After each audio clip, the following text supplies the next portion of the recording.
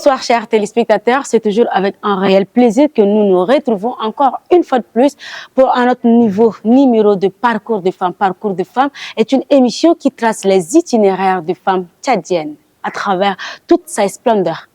Aujourd'hui sur ce plateau, nous recevons Laure Kolbassia, ou on l'appelle aussi Cynthia Kolbassia. Bonsoir Cynthia Kolbassia. Bonsoir. Tu peux te présenter à nos téléspectateurs?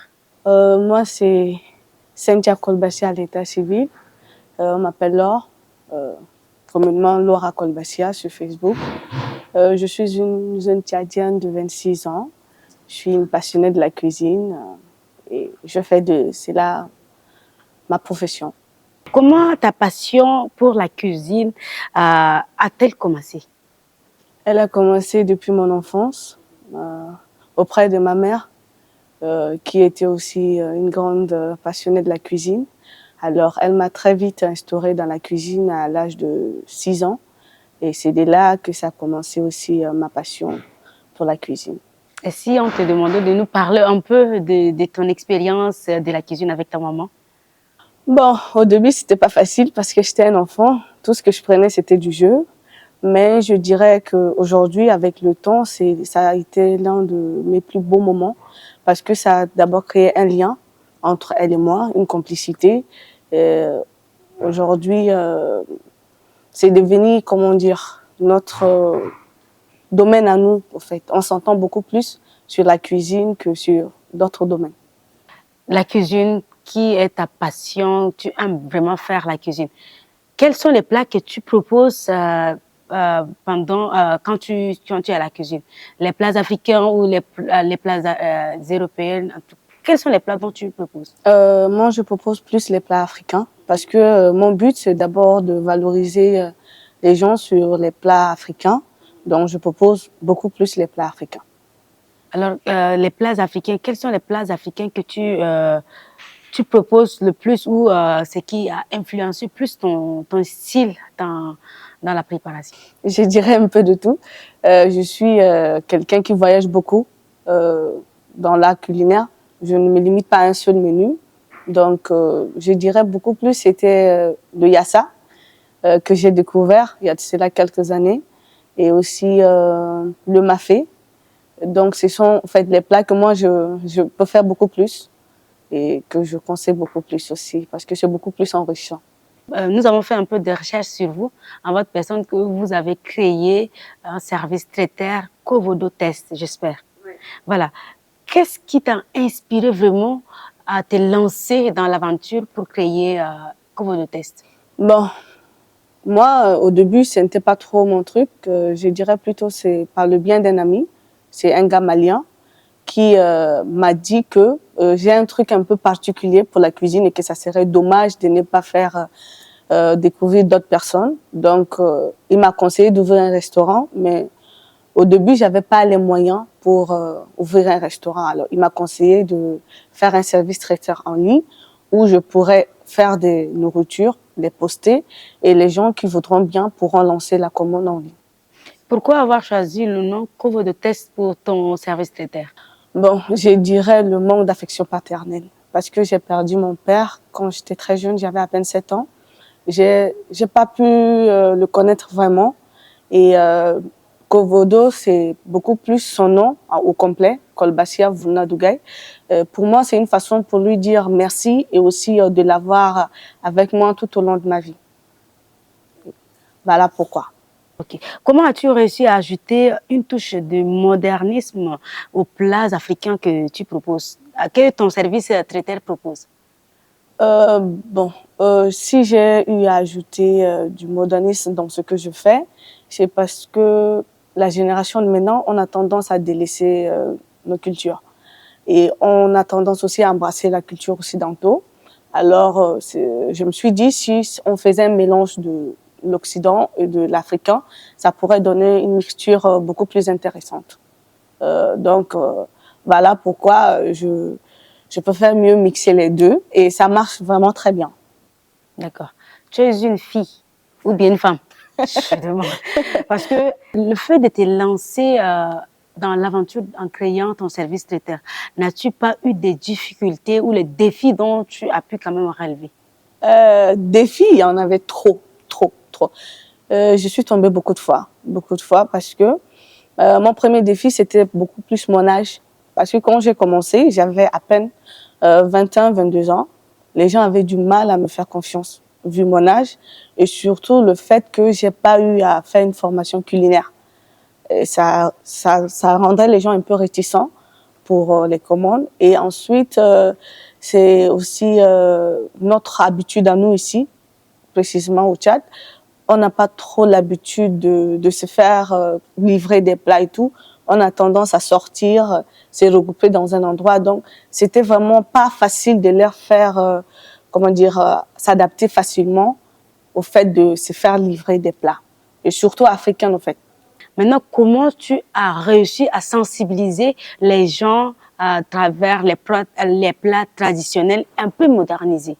Je dirais beaucoup plus, c'était l'image, le dressage, la décoration des plats. C'était beaucoup plus attirant. Je me suis rendu compte que puis les plats étaient décorés, puis ça attirait beaucoup plus les gens parce que les gens s'étonnent de trouver autant d'embellissements dans un plat qui est pourtant simple.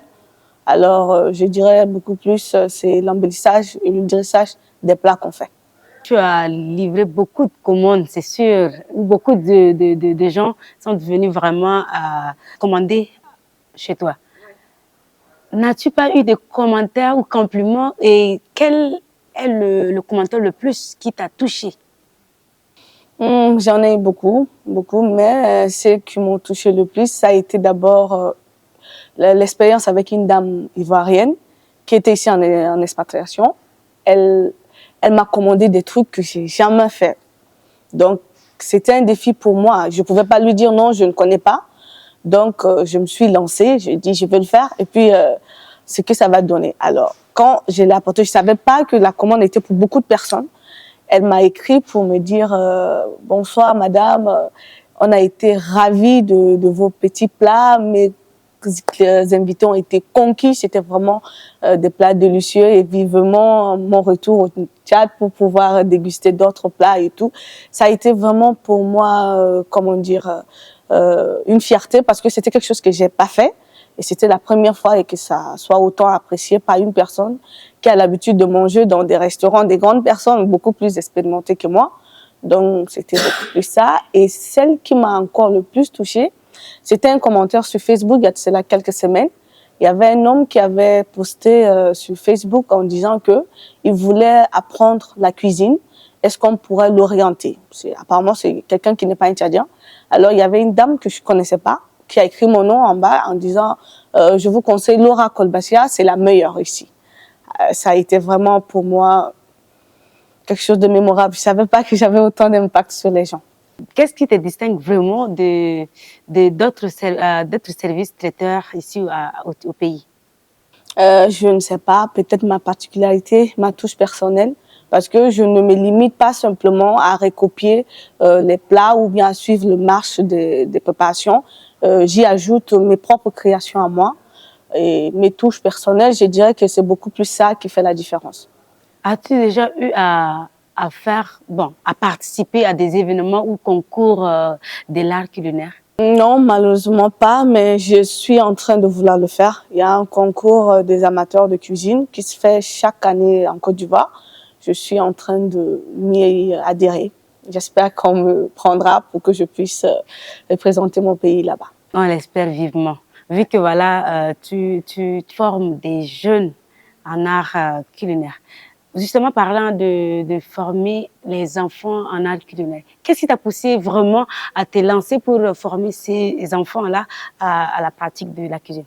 Bon, je dirais beaucoup plus. D'abord, pour commencer, ça serait mon expérience à moi-même. Ensuite, l'observation, parce que je me suis rendu compte que les parents ici n'instaurent pas les enfants à la cuisine. Aussi, en tout cas, pas à un certain âge, au fait. Et un enfant, quand il apprend dès le bas âge, il gagne en expérience en grandissant. Ça, au fait, ce n'est pas attendre que un enfant ait le bac avant de vouloir se lancer dans la cuisine. Parce que si aujourd'hui il apprend à partir de 7, 8, quand il a son baccalauréat et qu'il veut embrasser le métier de l'art culinaire, il a déjà l'expérience, il se connaît, alors tout ce qu'il apprendra à l'école, ça serait comme des bonus. Alors, et les enfants, c'est des gens qui apprennent très vite. Et ce sont, en fait, pour moi, je les prends comme comment dire, des moules, parce que tout ce que tu leur donnes, ils transforment ça en quelque chose de meilleur, en fait. Et ça m'a beaucoup attirée, et surtout l'expérience que j'ai eue avec la maman qui ne pouvait pas se nourrir parce qu'elle était malade, et les enfants qui ne pouvaient pas l'aider parce qu'ils ne connaissaient rien dans la cuisine. Alors, je me suis dit, pourquoi pas, peut-être que ça améliorera plus les choses à l'avenir. Les enfants peuvent aider à arriver à un moment donné, mais il faudrait qu'ils sachent d'abord comment vous aider. Déjà, tu es arrivé à faire la première édition. Maintenant, la deuxième édition, ça serait pour quand? Ça serait pour le 10 décembre. De cette année? Oui. Ah, mais vous. Alors, explique-nous comment ça va se passer. C'est intéressant. Bon, le 10 décembre, les enfants vont se former que pour les gastronomies des fêtes. On a intitulé spécial Noël parce que les enfants apprendront comment on fait les douceurs, les gâteaux et tout pour les fêtes. Les enfants aiment beaucoup plus la douceur et tout. Et maintenant, pendant la formation, les enfants vont non seulement apprendre à faire des recettes de gastronomie, mais aussi ils auront l'opportunité de le partager avec un orphelinat qu'on aura choisi. Ils iront passer le 22, parce que ça prendra fin, la formation le 21, et la journée du 22, on ira dans un orphelinat où ces enfants qui ont appris pourront partager leur expérience avec les enfants de l'orphelinat, et qui les feront aussi goûter ce qu'ils ont pu créer. Ensuite, ces enfants n'ont pas l'opportunité et la grâce d'avoir des familles pour pouvoir partager Noël. Noël, c'est un moment de convivialité, de partage entre familles, et ces enfants, malheureusement, n'ont pas.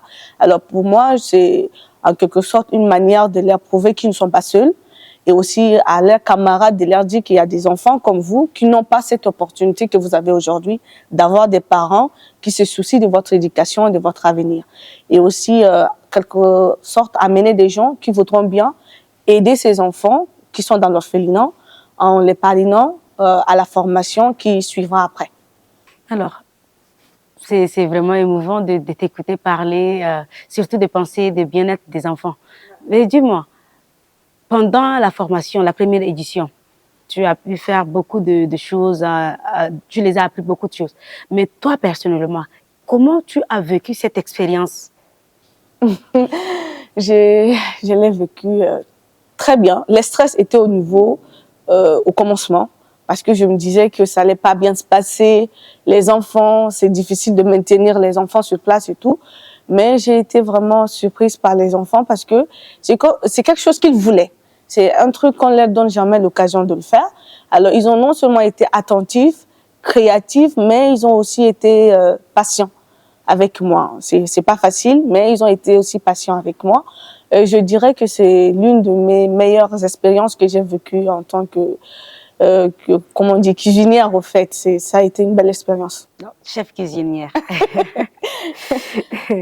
Alors, dis-moi, parmi les plats spéciaux que tu fais, quel est le plat africain le plus préféré que toi, parmi les autres plats que tu préfères? Manger? Pas manger seulement, hein? Même cuisiner. Beaucoup plus, si c'est pour moi, je dirais beaucoup plus c'est un plat d'ici, un plat de chez moi. C'est quoi? C'est le gombo sec avec la boule. Voilà, c'est ça. Okay. Voilà, c'est ça.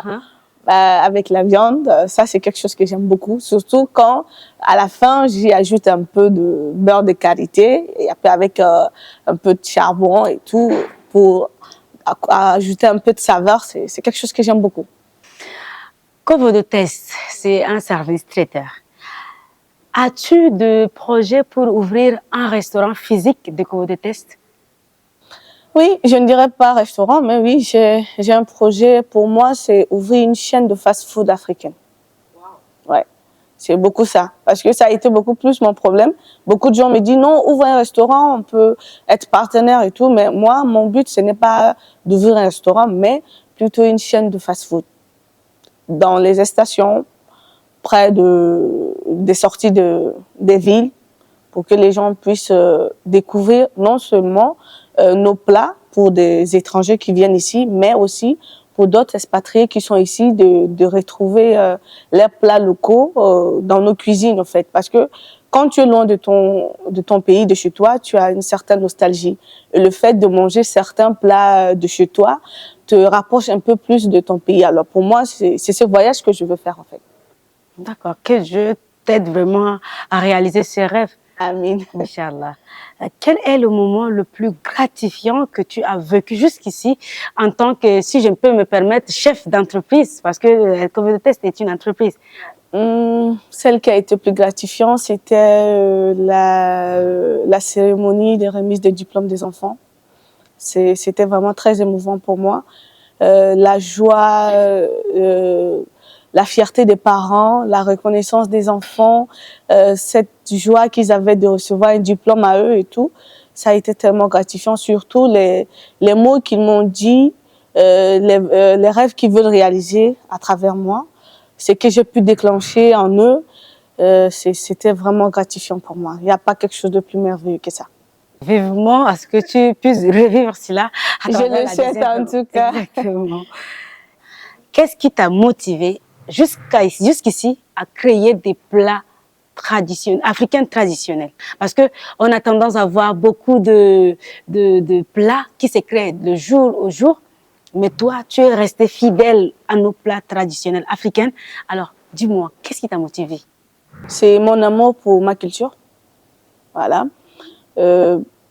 Ensuite, ce sont les retours des gens qui consomment ce que je partage avec eux. Le fait d'avoir, comme on appelle, ces retours, c'est quelque chose en fait, c'est un peu mon moteur à moi, en fait. Et surtout, ma mère qui me dit, surtout dans la vie, il faut faire les choses comme les autres, mais il faut te différencier un peu d'eux. Et ce que tu fais, c'est quelque chose d'unique. Peut-être aujourd'hui, tu ne vois pas le bout du tunnel, mais avec le temps, tu serais fier de tes œuvres. Alors, j'ai envie d'arriver à ce niveau-là. On est déjà à la fin.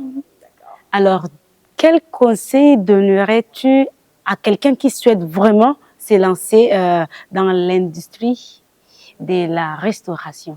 Que vas-tu dire? Ce que je vais lui dire, ça serait beaucoup de courage, hein, de s'armer vraiment de beaucoup de courage, parce que tout le monde ouvre des restaurants ces derniers temps, hein, tout le monde. Et aussi, tout le monde ne vient pas chez toi, parce que chacun veut aller manger chez la personne qu'il connaît. Ensuite, d'abord, dans notre pays, c'est vraiment difficile l'entrepreneuriat. On dit souvent que la vie a tendance à nous mettre à genoux. C'est à nous de savoir si on veut se relever ou bien on veut s'asseoir. Alors, ce que je dirais, c'est plutôt d'abord qu'il fasse par amour. On a toujours tendance à donner plus par amour. Donc, je dirais d'abord qu'il commence par aimer ce qu'il veut faire et ensuite de s'armer beaucoup de courage et de détermination pour pouvoir le faire parce que c'est pas facile, hein. On arrive à un certain niveau, les gens pensent que c'est facile, elle y est arrivée, pourquoi pas moi, mais il y a beaucoup de sacrifices derrière ça, beaucoup. Merci, Cynthia Kolbassia, ou bien Laure. Merci à vous. C'est vraiment, c'est fait un plaisir d'échanger avec vous. Moi également. Parce que c'est une expérience que d'autres devraient obligatoirement le savoir. Merci. Merci, chers téléspectateurs. C'est ainsi prend fin notre émission Parcours des femmes. Mais je le rappelle ici, nous avons reçu Cynthia Kolbassia, affectueusement qu'on l'appelle Laure Kolbassia. Elle est passionnée de l'art culinaire. D'ici là, portez-vous bien à la semaine prochaine pour un autre numéro avec une autre femme. Et nous n'oublions pas à remercier notre partenaire Orca qui nous offre ce joli cadre pour la réalisation de notre émission. Au revoir.